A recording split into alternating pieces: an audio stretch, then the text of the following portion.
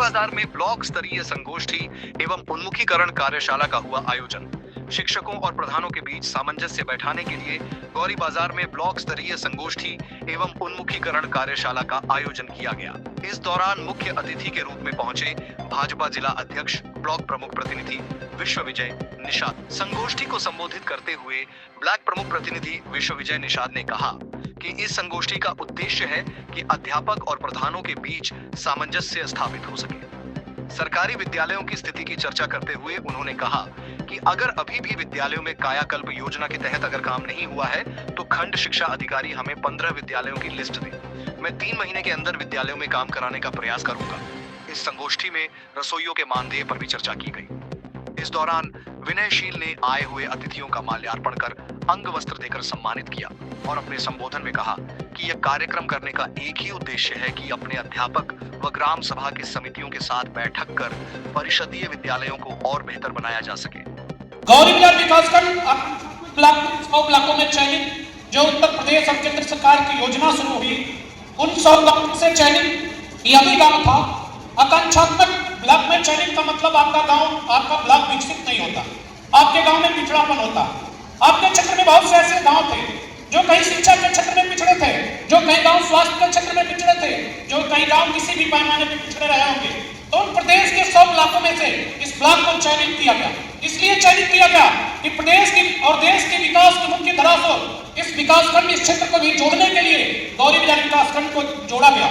तो निश्चित रूप से जब उसको जोड़ने के बाद मैं आपको विश्वास के साथ कहना चाहता हूँ, विगत 3 वर्षों में जब मैं 2 वर्ष में यह ब्लॉक जुड़ा, 2 वर्ष के अंदर गौरी बाजार विकासखंड से चलने वाली जितनी योजनाएं हैं, अभी ग्राम सभा की सड़कों और योजनाओं को छोड़ दिया जाए तो माननीय मुख्य अतिथि जी ब्लॉक में केवल विकासखंड लगभग 2 सड़कों और नाली का निर्माण मेरे द्वारा विकासखंड गौरी बाजार के विभिन्न पंचायतों।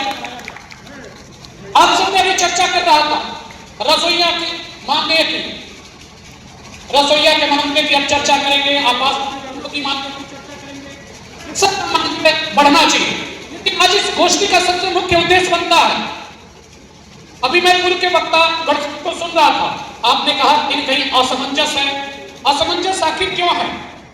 सबको अपनी अपनी जिम्मेदारियों का निर्वहन करना है। ग्राम प्रधान गांव का अध्यक्ष होते हैं, तो शिक्षा से जुड़ी चीजें हैं। हर एक गांव में आपको महीने में 1 दिन का समय निर्धारित कर दीजिए, आप अपने ग्राम प्रधान जी के साथ बैठिए, उस ग्राम पंचायत की जो समिति है सदस्य हैं उनके साथ बैठिए, आशाओं को बुलाइए, आंगनबाड़ी कार्यकर्तियों को बुलाइए, सरकार से जुड़े जितने लोग हैं, उस गांव में कोई पूर्व प्रधान है उनको बुलाइए, कोई पूर्व अध्यापक उनको बुलाइए और राय लीजिए। जब गांव में आप राय लेंगे तो गांव के लोग जो गांव को टोला मजरा की स्थिति बताएंगे, वहां के लोगों की मन को बात को बताएंगे। आपको मैं एक उदाहरण के तौर पे बताना चाहता हूँ, जब हमारा विकास खंड चयनित हुआ आकांक्षात्मक ब्लॉक में, हमारा राम लक्ष्मण का जो प्राथमिक स्वास्थ्य केंद्र था बंद पड़ा था, जर्जर पड़ा था, बंद और जर्जर पड़ा था। हमने प्रयास करके जिले से वहां पे अच्छे डॉक्टर की नियुक्ति कराई और अच्छे डॉक्टर की नियुक्ति के जगह पे वहां पर सुंदरीकरण का काम कराने के बाद वहां सबसे चमचमाता हुआ प्राइवेट हॉस्पिटलों से सुंदर हॉस्पिटल दिख रहा है। आज वहां रोज 200-300 ओपीडी के मरीज देखे जा रहे हैं, जहां कभी कल्पना नहीं करते थे। चौराहे के लोग, बाजार के लोग केवल उस हॉस्पिटल में कूड़ा फेंकने का काम करते थे, लेकिन एक अच्छे जब डॉक्टर की नियुक्ति होती है, उनकी कार्यशैली से, उनके व्यवहार से, कोई कर्मचारी जो कर्मचारी मानने पे थे और रुकना नहीं चाहते थे, आपको विश्वास नहीं होगा, अपनी सैलरी से जो वहां काम करने वाले कर्मचारी थे जिनकी सैलरी कम थी, उनके द्वारा प्रतिदिन 100 रुपए किराया खर्च के लिए किया जाता। वो लड़के प्रोत्साहित हुए और नतीजा यह हुआ आज हॉस्पिटल पे वहां पे भीड़ लगी रहती है।